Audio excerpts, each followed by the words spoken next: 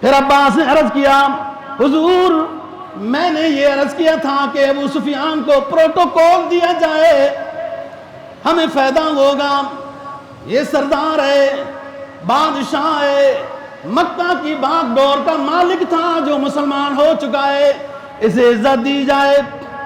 آپ نے فرمایا ٹھیک ہے۔ آپ نے اعلان کیا جاؤ بتاؤ، ابو سفیان ساتھ ہی تھا، کہا جاؤ بتاؤ من دخل دار ابی سفیان فہو مؤمن فہو آمن۔ آج کے دن جو شخص ابو سفیان کے گھر میں داخل ہو گیا ہماری تلوار سے بچ جائے گا۔ ابو سفیان کہتے ہیں عباس میرا گھر چھوٹا سا ہے، مکہ کے مکین بہت زیادہ ہیں، میرے گھر میں سما نہیں سکیں گے۔ رسول پاک سے بتایا گیا، آپ نے فرمایا من دخل مسجد الحرام فہو آمن، جو مسجد حرام میں داخل ہو گیا وہ بھی ہماری تلوار سے بچ جائے گا، سوائے ایک دو کے، ابن خطل ہے اور ایک اور شخص ہے۔ ابو سفیان کہنے لگا مسجد حرام بھی اتنی بڑی نہیں ہے، ام القریٰ مکہ مکرمہ کے مکین بہت زیادہ ہیں۔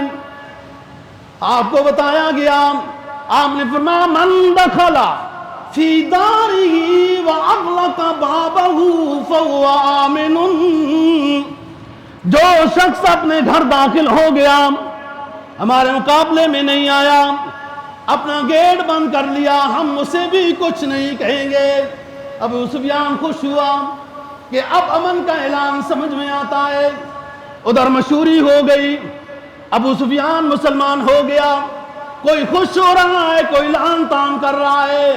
ابو سفیان نے کہا لعن طعن نہ کرو، میری بات سنو، آج کوئی بھی محمد کی تلوار سے نہیں بچ سکے گا، تمہارے بچنے کا راز یہ ہے جیسے میں مسلمان ہو گیا، اسلام کی صداقت سمجھ میں آ گئی، تم بھی مسلمان ہو جاؤ یا اپنے گھروں میں داخل ہو کر دروازے بند کر لو۔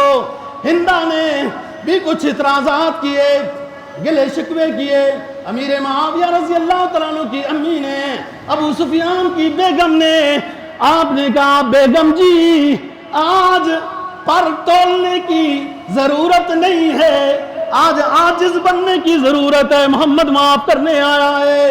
اسے سمجھ میں آ گئی بات،